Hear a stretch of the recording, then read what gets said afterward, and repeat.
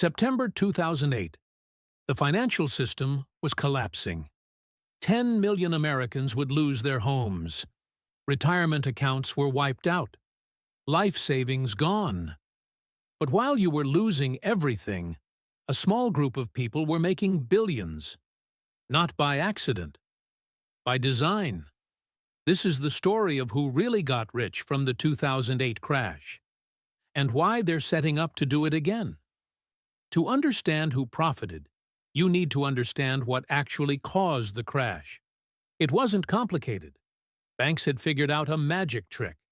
They would give mortgages to anyone. People with no income, no job, no assets. These were called ninja loans. No income, no job, or assets. Then they would bundle thousands of these terrible mortgages together and sell them as safe investments. AAA rated. The same rating as U.S. Treasury bonds. But here's the key. The banks knew these mortgages would fail. They were designed to fail. Now meet the people who saw this coming and bet against it. John Paulson, a hedge fund manager nobody had heard of. In 2007, he convinced Goldman Sachs to create special financial instruments that would pay out if mortgages failed. He bet $5 billion that the housing market would collapse. When it did, he personally made $4 billion. In 1 year. Michael Burry, a doctor turned investor. He studied thousands of mortgage documents and realized the whole system was fraud. He bet against it and made over $700 million. These weren't lucky guesses. They had inside information. But the real criminals were the banks themselves. Goldman Sachs played both sides. They sold mortgage-backed securities to their own clients, telling them they were safe investments. At the exact same time, they were secretly betting against those same securities. They knew they were selling garbage. They even had internal emails calling them shady deals. Goldman made billions betting against the products they sold to you. And when caught, they paid a $550 million fine. That's 1% of their profits. The cost of doing business. September 15, 2008. Lehman Brothers collapsed. Panic spread. The government had to act. But here's where it gets criminal.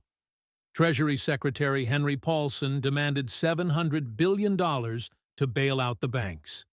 No oversight, no conditions, just hand over the money. Oh, and Henry Paulson?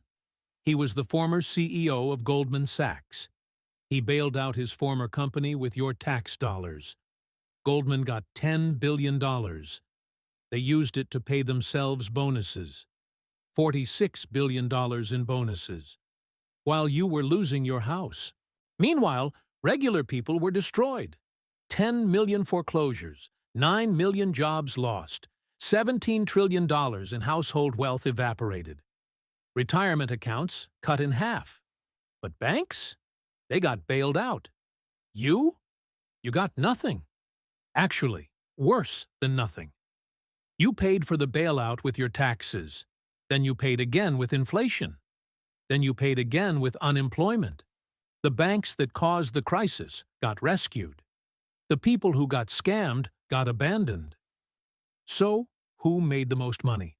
Number 5. Steve Eisman. Bet against subprime mortgages. Made $1.5 billion. Number 4. Kyle Bass. Predicted the crash.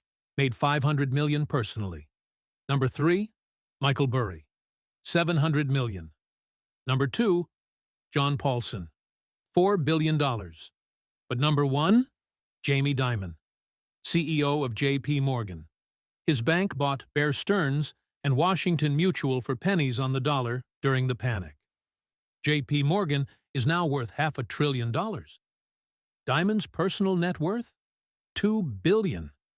He didn't just survive the crisis. He became a king. Now here's the part that should make you furious. Not a single major banker went to jail. Not one. They crashed the global economy. destroyed millions of lives, committed fraud on a massive scale, and nobody faced criminal charges. The Justice Department said the banks were too big to jail. Prosecuting them might destabilize the economy. Think about that. They're literally above the law. Small-time drug dealers get 20 years. Bankers who stole trillions get bonuses and book deals. How did they get away with it? The Revolving Door. Robert Rubin, Treasury Secretary, then Citigroup executive. Henry Paulson, Goldman Sachs CEO, then Treasury Secretary. Timothy Geithner, New York Fed President, then Treasury Secretary. They write the laws. They enforce the laws. Then they profit from breaking the laws.